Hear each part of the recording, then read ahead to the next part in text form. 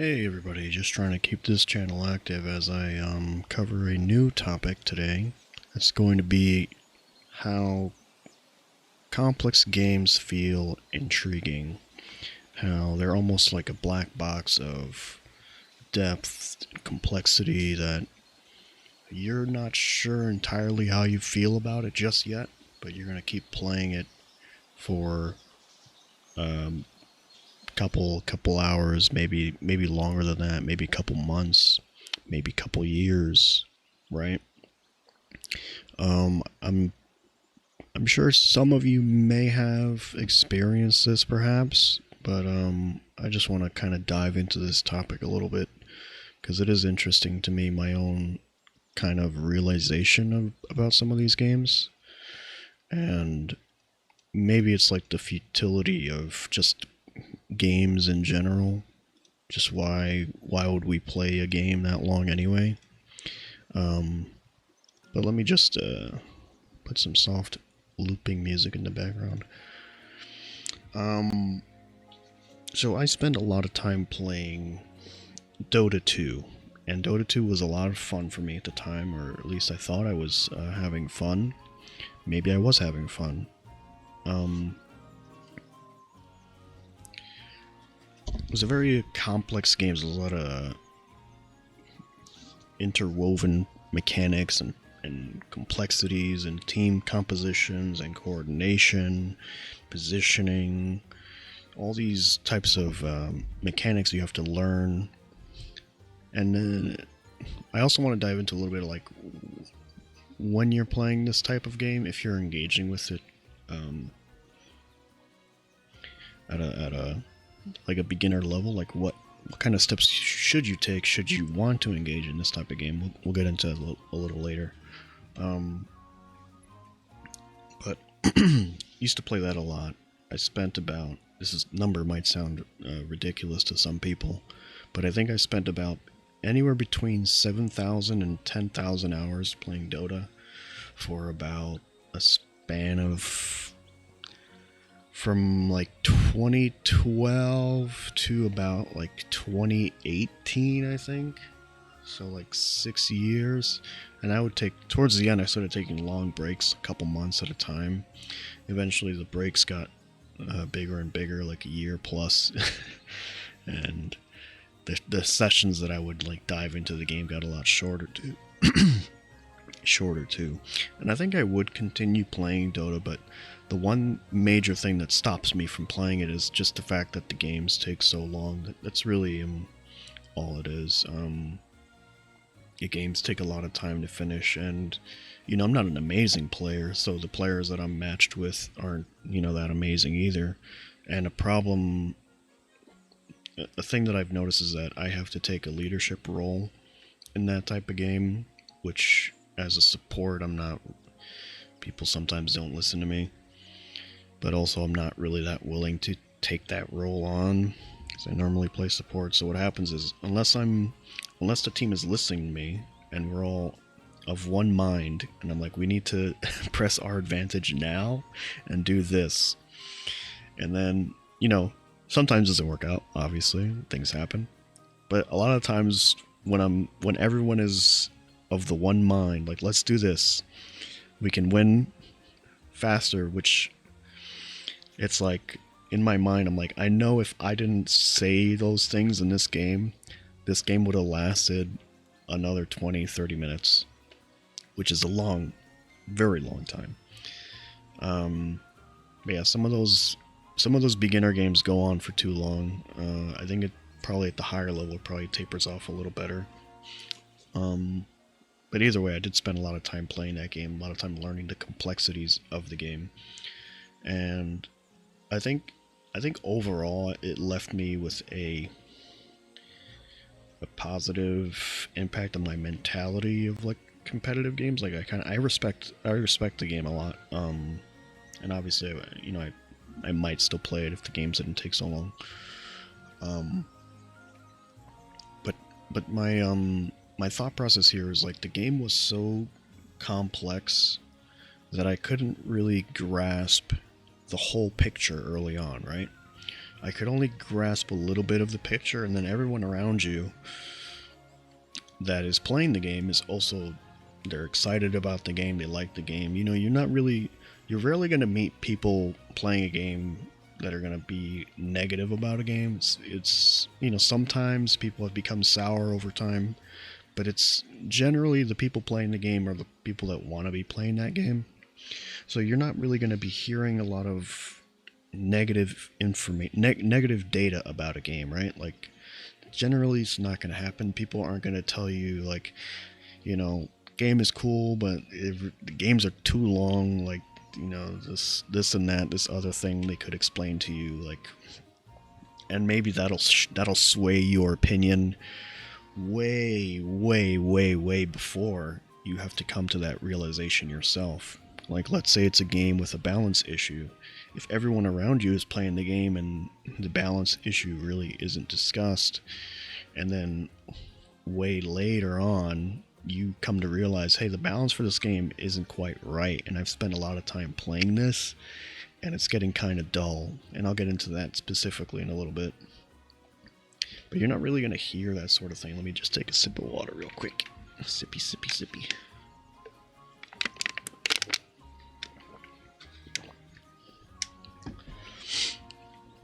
So generally, people aren't going to be really down about a game. They're going to be really neutral or positive, or just playing the game and not really commenting on the state of the game.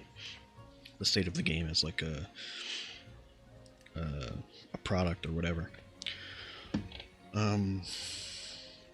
Like you'll see things in like big patches come for games, and then people will discuss them at that point, and then they'll have their feelings about the patch. They might be overtly negative about one aspect, like a character change or like a map change.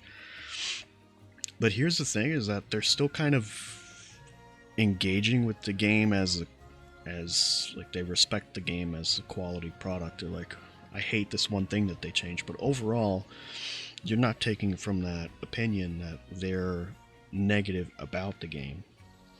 So this is all me kind of trying to understand my thought process for all those years playing Dota. Like, eventually it just became like all the complexity I had like internalized. Like, there were a few things that are kind of outside of my understanding still. Obviously, it's still, every character has little interest in intricate little things, and you know, I'm not going to learn every single one of those things, and patches get added and the characters become slightly more complex with new possible builds they can do, variations, right? And you're not going to encounter every one of those. You'd have to play like 1,000 games before you encounter one of those new variations, let's say. But so yeah, I pretty much just stopped playing because it was really taking too much time, and I didn't really understand the complexity. I started to understand the complexity later on of the game, and I think at this point, when I started playing it, it was like, oh, this is a very complex, you know, very smart thinking kind of game. And once you understand all the pieces and where they go, you can kind of have a different opinion of it. Like, I wouldn't outright say like Dota 2 is a very intelligent game. It's a very thinking heavy game. It's a very mentally rewarding game. I wouldn't really say that now. I think it does have some complexity for sure, but I think now that I understand all of it, it's not as complex as I had thought when I initially started playing it, right? And I just mean that in sort of the way I'm going to engage with the game, because obviously if you're going to engage with the game at a much higher level than I was, obviously it might be a lot more mentally rewarding, perhaps. But this is more about how personally you're interacting with the game and what you're getting out of it, right? Because at the end of the day, if I'm playing a game, it doesn't really affect you. If you're playing a game, it doesn't really affect me, right? So this is about how you're enjoying a game, how you're using your time, spending time in a game. So as time went on, I pretty much got disinterested with the game. And I'm rambling quite a bit. I'm kind of going back and forth. So I'm trying to understand my thought process completely here. So,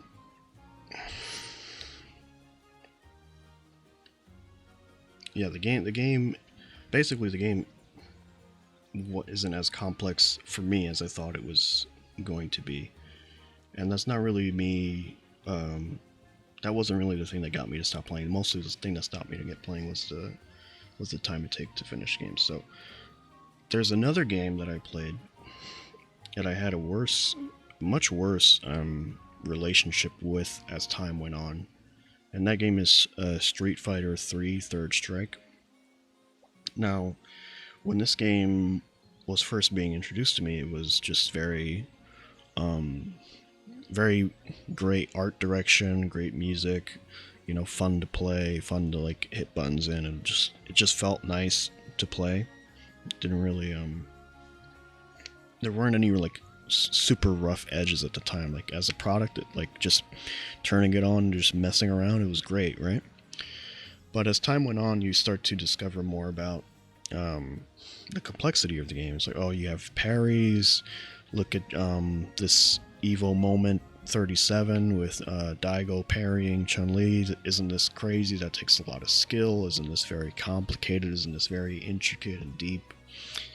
And certainly to some aspect, sure, you can say that. But as time went on, my expertise of the game increased, and I started playing that game in 2012, 2011, and started taking it more seriously. And don't correlate the times there between Dota and Third Strike. Don't do that. I guess I was playing those games around the same time, and I guess they did sour on me around the same time. So maybe that says more about me personally than the games themselves. But so as time went on, I gained more expertise in the game, gained more skill in the game. I started to, being able to beat players who were. When I started, there were certain players who would beat me like 10-0. I had no shot. And when I stopped taking the game seriously is when I started beating the players that used to beat me, but I pretty much just beat them very easily. And it didn't feel like I had overcome anything. The feeling at the time was that I understood how the game works, and how the game works isn't really that engaging. And so I think this game serves my my argument of this video a little better here. Is that initially, the game was very complex, right? You gotta learn all these characters, how they move, the matchups, what you can do in certain scenarios, how much damage they do, what their supers do, how to escape certain situations and setups, and you got a quick rise here, but maybe you don't want a quick rise here. You've got the whole parry aspect, air parry, how to anti-air in Third Strike is very complicated compared to other games. There's a lot of layers of the mind game. But as time went on, I really just realized that the game itself has all these complicated things, but what happens in the end is that you have to play the game in a very specific way, because if you don't, you're not really going to do well. And this isn't really the case for a lot of fighting games. A lot of fighting games are generally a bit more open, and they allow you to do more things. But in Third Strike, it might feel that way, but ultimately the win condition or the win goal is very similar, and in order to engage with the game at a higher level, you're really just avoiding more situations than anything. Like, do I want to engage with this anti-air? Maybe I'll just backdash or jump back, and then just go for my win condition, which would be, for a lot of characters, just a button into a super after building meter. Obviously that's dumbing it down a lot for argument's sake, but essentially the win condition for the best characters is very straightforward. It's not really a nuanced sort of thing. Like, there can be nuances there, but well, let's say there's a percentage of importance, and anti-airs is like 10% of the importance. The ground game is like 20% of the importance, and then like you forcing your win condition on the opponent is like 40% or 50%, and then the rest of the percentage, if we have any left, would be for the wake up situation, mix up. And that's really where I started to lose interest in how the game was played, because for me personally, I'd like a wide variety of win conditions. Like, I can time you out, I can do a chip win, I can maybe play a zoning game, I can be more of a grappler and be patient. I mean, you can do those things in the game, but they're not as relevant or as strong as some of the core win conditions. Like, sure, I can zone you out with Remy with all my high-low fireballs, and I can chain the fireballs to come out, a little faster, and without having to charge them, because the charge times are independent or whatever. And unfortunately, like, it's not as good as perhaps doing a mix up on their wake up and having them parry or block the wrong way and go into super R2. And then getting them with a throw in the corner into the flash kick, And maybe this is some of this terminology is lost on whoever's listening, but hopefully some of it is making sense if you're not a fighting game player or a third strike player. So ultimately, like, why are we playing these complex games? We want to tickle our intellect, our thinking, like the puzzle solving aspect of the game. We want to dive into these ideas, but ultimately we're disappointed, and maybe we spent more time playing a game than we might have liked. Maybe we spent 500 hours playing a game where maybe we got what we needed out of it at like an hour, and 100 hours in 20 minutes or something. And even 100 hours sounds like a lot to some people, and I can certainly understand that. But I think what you should do when you engage with a complicated game is kind of, if you plan on spending a long period of time in that game, you need to seek out negative information about the game, and a simple Google search won't help you there. And a lot of communities will censor that type of stuff for whatever reason, but it really is useful. Like, I think when I teach people how to play Third Strike these days, when I kind of give them a little tutoring session for like an hour or whatever, I'll tell them this game is bad. You should probably do something else with your time. Here's why it's bad, and then I'll go into teaching them how to play. That's the way I like to go about it, because I want people to know, like, the game is extremely flawed in its design, and it's an old game, so you can't really put the blame on anyone specifically. Like, the parry window is like 10 frames. You could do it. You could buffer it pretty much almost all the time. Yeah,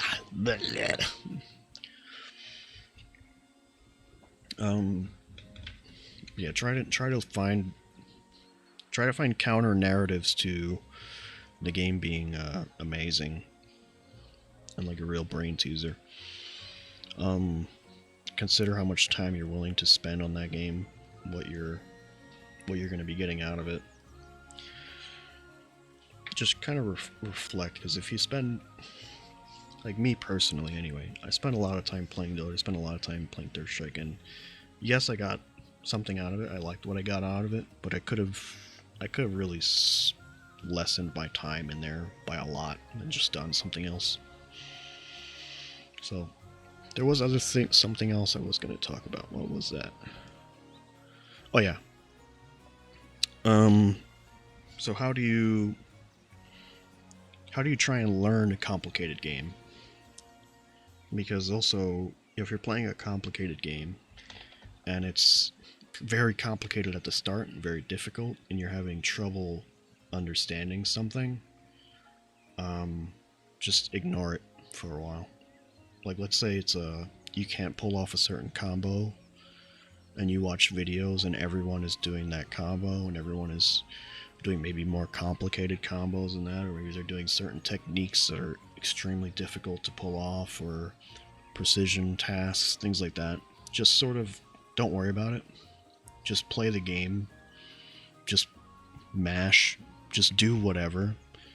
If people are yelling at you, or you're getting trolled or whatever, don't worry about it. Really try not to let it affect you, because if you want to learn this game, stuff like that is going to dissuade you and maybe make you turn the game off and maybe you would have become a big fan of that game, but you decided to turn it off because something is too complicated. Like, for example, this is going to be another fighting game example, but Street Fighter 4 has all these 1-frame links or 2-frame links that are very hard to pull off. Basically, 1/60th of a second you have to input the next button for the combo. And this can be sort of buffered with another technique, but I won't get into that. But essentially, this is like extremely hard to do, right? Extremely precise thing you have to do in like the heat of battle, like the middle of a match. You're trying to win, and you got to do this really precise thing, and it's like, oh, damn it, I didn't land my link, and this is so frustrating. And what I should have done back then is just go into training mode and check the damage, because I could do the combo sometimes, and it just pissed me off a couple times, like, man. But if I went into training mode, I would have realized that the 1-frame link of that combo does less damage than just doing a much easier combo.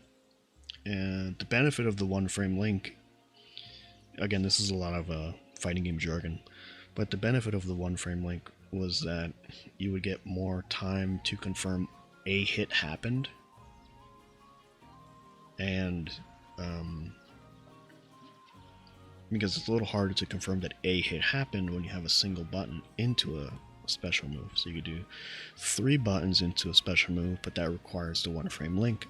But on the other side, you get, confirming that you've touched the opponent. So you're less likely to finish the input and keep yourself safe. Because if you do the special move and they weren't hit, they were blocking, you're going to get punished for it. You're going to eat a throw or eat a combo. So it's safer to do the 1-frame link, but it's a lot harder. I think as a new player, I would have been better off just trying to do the other method. Just a single button into the special move. The link requirement is non-existent. I get more damage, but there's a possibility that I'm unsafe if I do it incorrectly. And that would have been fine for me to engage with the game. That would have been, maybe like 200 hours in, it starts to become a problem, and then I have to engage with the more complicated mechanics. Until it really stops you from playing the game, I don't think you really should worry about how difficult or complex something is. Like, let's say there's like a wall jumping mechanic in some third-person shooter you're playing. You can't get the wall jumping mechanic, and you're trying, and it just doesn't work, and you're getting frustrated. Like, I'm going to turn this game off. Just forget about it. Don't worry about that. Go walk up the stairs. Go around the corner. Go do something else, because you're really limiting yourself, and just because you can't do something in a game doesn't mean you should quit outright. And this also goes into, into real life situations. Maybe there's like a task you need to do. Maybe you gotta do some gardening outside, and you always mess something up. Don't just do something else in the time. And then when it comes around, when you've gained more general experience in the task, in gardening, you go and tackle that task. And maybe that becomes a little bit more feasible, and you understand where your shortcomings are because you have a lot of experience gardening in easier things, right? So yeah, that's just my general thoughts about this topic. I can probably go a lot deeper than this. Appreciate you guys watching the video. Just trying to keep this channel active. If you can leave a like, comment, subscribe, it does help for whatever reason. What are some games you had difficulty learning, or maybe games you spent too long spending time in and ultimately were disappointed with the complexity or intricacy of the game? Anyway, see you guys later. Have a great one.